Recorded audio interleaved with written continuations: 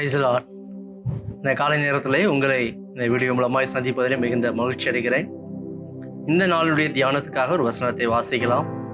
நீதிமொழிகளின் புத்தகம் 22வது அதிகாரம் 6வது வசனம் இவ்வாறாக சொல்லப்பட்டிருக்கிறது. பிள்ளையானவன் நடக்க வேண்டிய வழியிலே அவனை நடத்து, அவன் முதிர் வயதிலும் அதை விடாதிருப்பான் என்று சொல்லி, இந்த நாட்களிலே பிள்ளைகளை வளர்ப்பது என்பது மிகுந்த சவாலான காரியமாய் இருக்கிறது.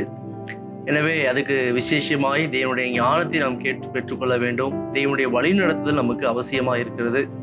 அதே நேரத்திலே பிள்ளைகளை வளர்ப்பதற்கு நாம் நிறைய காரியங்களை செய்கிறோம்.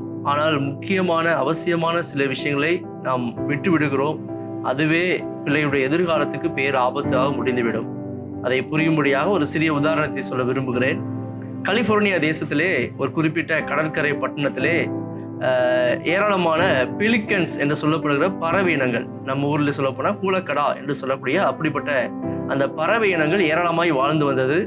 அது அதிகமாய் அந்த பகுதியில் மீன் வளங்கள் அதிகமாக இருந்ததுனாலே அந்த மீன்களை, அந்த கடற்கரையில இருந்து மீன்களை பிடித்து சாப்பிட்டு மிகுந்த மகிழ்ச்சியோடு அந்த பறவை இனங்கள் வாழ்ந்து கொண்டிருந்தது.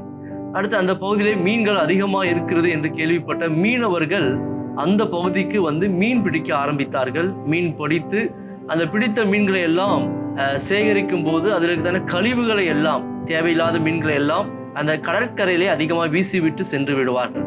அப்பொழுது அங்கு வசித்தான அந்த கூலக்கடாக்கள், அந்த பெலிகன்ஸ் என்ற பறவையினங்கள் நாளாக இந்த மீனவர்கள் வீசி செல்லுகிறதான அந்த கழிவு மீன்களை அதிகமாய் சாப்பிட்டு அதிலேயே திருப்தி அடைந்து விட்டன. நாட்களாக கடலுக்குள் சென்று கடலுக்குள் இருக்கிறதான அந்த மீன்களை பிடிப்பதையே இந்த பறவையினங்கள் மறந்து விட்டது. எனவே ஒவ்வொரு நாளும் அந்த மீனவர்கள் வந்து மீன் பிடித்து காலை நேரத்திலே அந்த வேஸ்டான அந்த மீன் கழிவுகளை வீசி செல்லும்போது அதை ஒவ்வொரு நாளும் அங்கே இருக்கிறதான பறவையினங்கள், அந்த பெலிகன்ஸ் எல்லாம் சாப்பிட்டு விட்டு அது திருப்தியாக இருந்து கொண்டே இருந்தது. நாட்கள் சென்று கொண்டே இருந்தது. குறிப்பிட்ட காலம் வரும்போது அந்த மீனவர்கள் இந்த பகுதியை காட்டிலும் வேறு சில கடற்கரை பகுதியிலே அதிகமான மீன்கள் இருக்குது என்று சொல்லி இந்த கடற்கரையை விட்டு வேறு பகுதிக்கு சென்று விட்டார்கள். வேறு பகுதிக்கு சென்று அவர்கள் மீன் பிடிக்க ஆரம்பித்து விட்டார்கள். ஆனால் இந்த கடற்கரையில் வாழ்கிற அந்த பெலிகன்ஸ், அந்த பறவை இனங்கள், மீனவர்கள் வராததினால் கடற்கரையில எந்த விதமான கழிவு மீன்களும் இல்லை. எனவே அந்த கடற்கரைக்குள் சென்று, அந்த கடலுக்குள் சென்று மீன் பிடிக்க தெரியாமல் போனதால் அவைகள் உணவு இல்லாமல் மீனவர்களை எதிர்பார்த்து காத்து கொண்டே இருந்தன.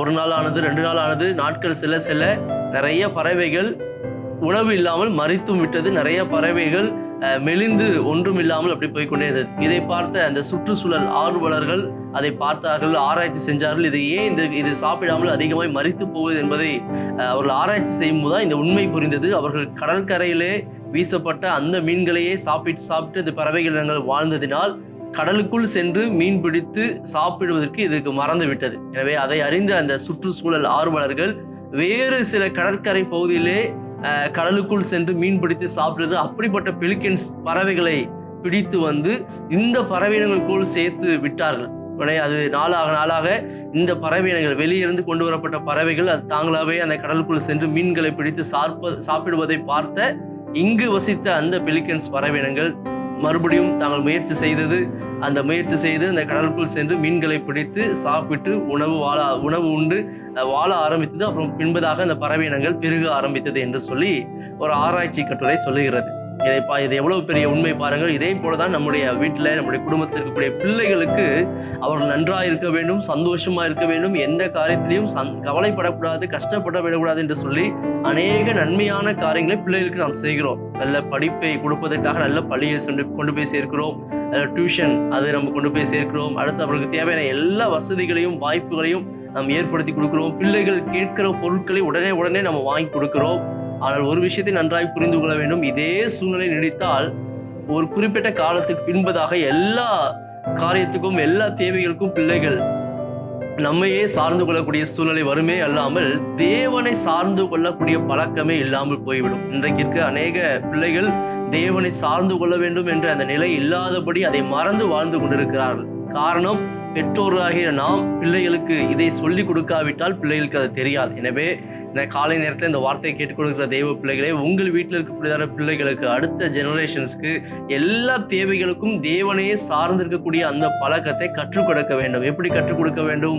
நம்முடைய வாழ்க்கையிலே, நம்முடைய முன்னாட்களிலே தேவன் செய்த அற்புதமான அதிசயமான காரியங்களை நாம் விசுவாசித்து ஜெபிக்கும் போது கர்த்தர் எப்படிப்பட்ட மகத்துவமான காரியங்களை செய்தார் என்பதை அந்த பிள்ளைகளோடு பகிர்ந்து கொள்ளும் போது மாத்திரமே அந்த பிள்ளைகளுக்கு தேவன் மீது விசுவாசம் வரும். அப்படி விசுவாசம் வரும்போது தங்களுடைய தேவைகளுக்கு தேவனை சார்ந்து கொள்ள பழகுவார்கள். எனவேதான் வேதம் சொல்லுகிறது, பிள்ளையானவன் நடக்க வேண்டிய வழியிலே நடத்து, அவன் முதிர் வயதிலும் அதை விடாதிருப்பான் என்று சொல்லி. எனவே இந்த சிறு வயதிலே அந்த பிள்ளைகளுக்கு தேவன் மீது வைக்கக்கூடிய அந்த நம்பிக்கையை பற்றி நாம் போதித்துக் கொண்டே இருப்போம் என்று சொன்னால், அந்த விசுவாசத்தை அதிகரிப்பதற்குரிய காரியங்களை நாம் அவர்களுக்கு போதிப்போம் என்று சொன்னால், அந்த பிள்ளைகளும் இந்த நாட்களிலேயே தேவனை சார்ந்து கொள்ள பழகுவார்கள். முதிர் வயதிலும் அதை விடாதிருப்பார்கள். அப்பொழுது தேவனிடத்திலிருந்து அனைத்து நன்மைகளையும் அவர்கள் பெற்று அவருடைய எதிர்கால வாழ்க்கை மிக சிறப்பாக இருக்கும். எனவே இந்த நாட்களில் நாம் தீர்மானம் எடுப்போம்.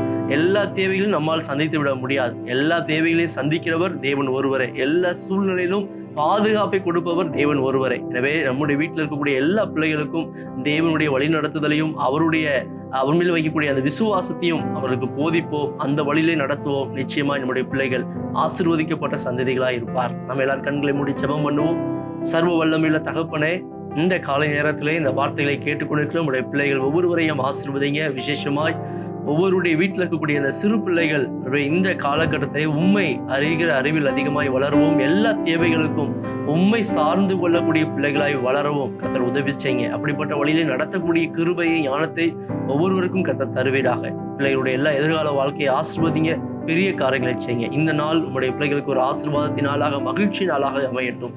இயேசுவின் நாமத்தில் ஜெபிக்கிறோம் நல்ல பிதாவே. ஆமென். God bless you. Thank you.